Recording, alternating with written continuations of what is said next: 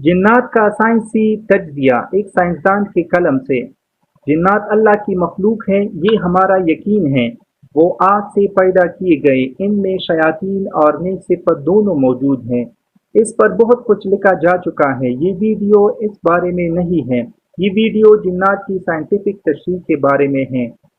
क्या वो हमारे दरमियान मौजूद ही हैं? और ज़्यादा अहम सवाल ये कि हम उन्हें देख क्यों नहीं सकते? लफ्ज़ जिन का माखज़ है नज़र न आने वाली चीज़, और इसी से जिन्नात या जनीन जैसे अल्फाज भी वजूद में आए। जिन्नात आखिर नज़र क्यों नहीं आते? इसकी दो वजूहात बयान की जा सकती हैं। पहली वजह ये कि इंसान का विजन बहुत महदूद है। अल्लाह ताला ने इस कायनात में जो इलेक्ट्रोमैग्नेटिक स्पेक्ट्रम बनाया है, इसके तहत रोशनी 19 अक़साम की है, जिसमें से हम सिर्फ एक किस्म की रोशनी देख सकते हैं जो 7 रंगों पर मुश्तमिल है। मैं आपको चंद मशहूर अक़साम की रोशनियों के बारे में मुख्तसरन बताता हूँ। अगर आप गेमा विजन में देखने के काबिल हो जाए तो आपको दुनिया में मौजूद रेडिएशन नज़र आना शुरू हो जाएगा। अगर आप मशहूर रोशनी एक्स रे विजन में देखने के काबिल हो तो आपके लिए मोटी सी मोटी दीवारों के अंदर देखने की अहलियत पैदा हो जाएगी। अगर आप इंफ्रारेड विजन में देखना शुरू कर दें तो आपको मुख्तलिफ अजसाम से निकलने वाली हरारत नजर आएगी। रोशनी की एक और किस्म देखने की सलाहियत अल्ट्रा वायलेट विजन की होगी, जो आपको एनर्जी देखने के काबिल बनाएगी। इसके अलावा माइक्रोवेव विजन और रेडियो वेव विजन, जिसे कुल मिलाकर 19 किस्म की रोशनियों में देखने की सलाहियत सुपर पावर महसूस होने लगती है। कायनात में पाई जाने वाली तमाम चीज़ों को अगर 1 मीटर के अंदर समो दिया जाए और इंसानी आंख सिर्फ 300 नैनोमीटर के अंदर मौजूद चीज़ों को देख पाएगी, जिसका आसान अल्फाज में मतलब ये है कि हम कुल कायनात का सिर्फ 0.000003% हिस्सा ही देख सकते हैं। इंसानी आंख को दिखाई देने वाली रोशनी विजिबल लाइट कहलाती है, और ये अल्ट्रा वायलेट और इंफ्रारेड के दरमियान पाया जाने वाला बहुत छोटा हिस्सा है। हमारी ही दुनिया में ऐसी मखलूक़ात मौजूद है जिनका विजुअल स्पेक्ट्रम हमसे मुख्तलिफ है। सांप वो जानवर है जो इंफ्रारेड में देख सकता है। ऐसी ही शहद की मक्खी अल्ट्रा वायलेट में देख सकती है। दुनिया में सबसे ज्यादा रंग मेंटस श्रंक की आंख देख सकती है। उल्लू को रात के गुप्त अंधेरे में भी वैसे रंग नजर आते हैं जैसे इंसान को दिन में। अमेरिकन कुक नामी परिंदा एक ही वक्त में 180 डिग्री का मंजर देख सकता है, जबकि घरेलू बकरी 320 डिग्री तक व्यू देख सकती है। दरख्तों में पाया जाने वाला गिरगिट एक ही वक्त में दो मुख्तलिफ सिमतों में देख सकता है, जबकि अफ्रीका में पाया जाने वाला फ्रॉन्क नामी हिरन एक साफ रात में सियारा सैचुरन के दायरे तक देख सकता है। अब आप अंदाजा कर सकते हैं कि इंसान की देखने की हिस्स किस कदर महदूद है, और वो अक्सर इन चीज़ों को नहीं देख पाता जो जानवर देखते हैं। तिरमिज़ी शरीफ के हदीस नंबर 3459 के मुताबिक नबी करीम सल्लल्लाहु अलैहि वसल्लम ने फरमाया कि जब तुम मुर्ग की आवाज़ सुनो तो इससे अल्लाह का फजल मांगो, क्योंकि वो इसी वक्त बोलता है जब फरिश्ते को देखता है। और जब गद्दी की रींगने की आवाज़ सुनो तो शैतान मरदूद से अल्लाह की पनाह मांगो, क्योंकि इस वक्त वो शैतान को देख रहा होता है। जब मैंने मुर्ग की आंख की साख पर तहकीक की तो मुझे ये जानकर हैरत हुई कि मुर्ग की आंख इंसानी आंख से दो बातों में बहुत बेहतर है। पहली बात कि जहां इंसानी आंख में 2 किस्म के लाइट रिसेप्टर्स होते हैं, वहां मुर्ग की आंख में 5 किस्म के लाइट रिसेप्टर्स हैं। और जो दूसरी चीज पुबिया, जो इंतहाई तेजी से गुजर जाने वाली किसी चीज को पहचानने में आंख की मदद करता है, जिसकी वजह से मुर्ग इन चीज़ों को देख सकता है जो रोशनी दे और इंतहाई तेजी से हरकत करे। और अगर आप गद्दी की आंख पर तहकीक करें तो आप देखेंगे कि अगरचे रंगों को पहचानने में गद्दी की आंख में हमसे बेहतर नहीं है, लेकिन गद्दी की आंख में रॉड्स की रेशो कहीं ज्यादा है, और इसी वजह से गधा अंधेरे में दरख्तों और साए को पहचान लेता है। इन आसान अल्फाज में गद्दी की आंख में अंधेरे को पहचानने की सलाहियत हमसे कहीं ज्यादा है। अलबत्ता इंसान की सुनने की हिस्स इनके देखने के हिस्स से बेहतर है, अगरचे दूसरे जानवरों के मुकाबले में फिर भी कम है। مثال کے طور پر یہ نیولے نما جانور بیجو کے سننے کی صلاحیت سب سے زیادہ یعنی 16 ہرٹز سے لے کر 45,000 ہرٹز تک ہے، اور انسان کی اس سے تقریباً آدھی یعنی 20 ہرٹز سے لے کر 20,000 ہرٹز تک ہے۔ اور شاید اسی لیے جو لوگ جنات کے ساتھ ہوئی واقعات رپورٹ کرتے ہیں وہ دیکھنے کی بجائے سرگوشیوں کا زیادہ ذکر کرتے ہیں۔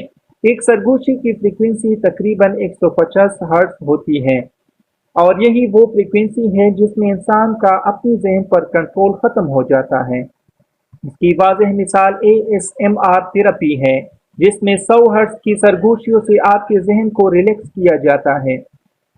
اس ویڈیو کے شروع میں نے جنات کو نہ دیکھ پانے کی 2 ممکنہ وجوہات کا ذکر کیا، جن میں ایک تو میں نے بیان کر دی، لیکن دوسری بیان کرنے سے پہلے میں ایک چھوٹی سی تھیوری سمجھانا چاہتا ہوں۔ سن 1803 میں ڈالٹن نامی سائنسدان نے ایک تھیوری پیش کی تھی کہ کسی مادے کی سب سے چھوٹی اور نظر نہ آنے والی کوئی اکائی ہوگی، اور ڈالٹن نے اس اکائی کو ایٹم کا نام دیا۔ اس بات کے بعد 100 سال گزرے جب تامس نامی سائنسدان نے ایٹم کے گرد مزید چھوٹے ذرات کی نشاندہی کی جنہیں الیکٹرانز کا نام دیا گیا۔ پھر 7 سال بعد ردرفورڈ نے ایٹم کی نیوکلیس کا اندازہ لگایا۔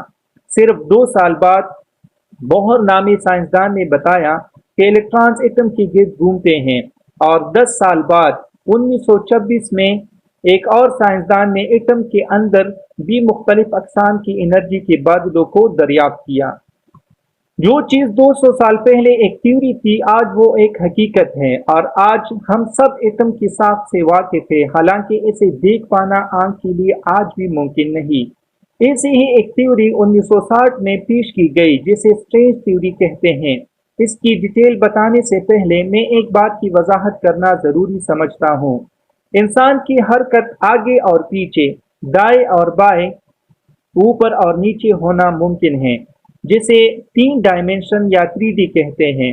ہم دنیا میں یا ہمارا عالم انہی 3 ڈائمینشن کے اندر قید ہیں، ہم اس سے باہر نہیں نکل سکتے، لیکن اسٹرینج تھیوری کے مطابق مزید 11 ڈائمینشن موجود ہیں۔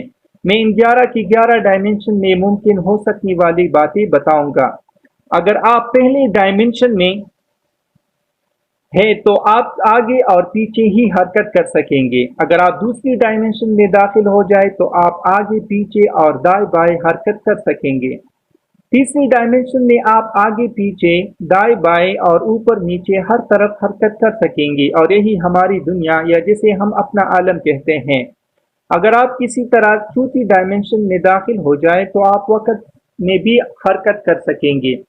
5ویں ڈائمینشن میں داخل ہونے پر آپ اس عالم سے نکل کر کسی دوسری عالم میں داخل ہونے کے قابل ہو جائیں گے، جیسا کہ عالم ارواح۔ 6ٹھی ڈائمینشن میں آپ 2 یا 2 سے زیادہ عالموں میں حرکت کرنے کے قابل ہو جائیں گے، اور میرے ذہن میں عالم اسباب کے ساتھ عالم ارواح اور عالم برزخ کا نام آتا ہے۔ 7ویں ڈائمینشن آپ کو اس قابل بنا دے گی کہ اس عالم میں بھی جا سکیں گے جو کائنات کی تخلیق سے پہلے یعنی بگ بینگ سے پہلے کا تھا۔ 8ویں ڈائمینشن آپ کو تخلیق سے پہلے کی بھی مختلف عالموں میں لے جانے کے قابل ہوگی۔ 9ویں ڈائمینشن ایسے عالموں کا سیٹ ہوگا جن میں سے ہر عالم میں فزکس کے قوانین ایک دوسرے سے مکمل مختلف ہوں گے۔ ممکن ہے کہ وہاں کا ایک دن ہمارے 50,000 سال کے برابر ہو۔ اور آخر اور 10ویں ڈائمینشن، اس میں آپ جو بھی تصور کر سکتے ہیں، جو بھی سوچ سکتے ہیں اور جو بھی آپ کے خیال میں گزر سکتا ہے، اس ڈائمینشن میں وہ سب کچھ ممکن ہوگا۔ اور میری ذاتی رائے کے مطابق جنت شاید اس ڈائمینشن سے بھی ایک درجے آگے کی جگہ ہے، کیونکہ حدیث قدسی میں آتا ہے کہ جنت میں میرے بندے کو وہ کچھ میسر ہوگا جس کے بارے میں نہ کبھی کسی آنکھ نے دیکھا، نہ کبھی کان نے اس کے بارے میں سنا، اور نہ کبھی کسی دل میں اس کا خیال گزرا۔ اور دوسری جگہ یہ بھی آتا ہے کہ میرا بندہ وہاں جس چیز کی بھی خواہش کرے گا وہ اس کے سامنے موجود ہوگی۔ بل یقین جنات ہم سے اوپر کی ڈائمینشن کی بینگز ہیں، اور یہ وہ دوسری سائنٹیفک وجہ ہے جس کی بنا پر ہم انہیں نہیں دیکھ سکتے۔ ان 10 ڈائمینشن کے بارے میں جاننے کے بعد آپ سمجھ سکتے ہیں کہ جنات کے بارے میں قرآن ہمیں ایسا کیوں کہتا ہے کہ وہ تمہیں وہاں سے دیکھتے ہیں جہاں سے تم انہیں نہیں دیکھتے۔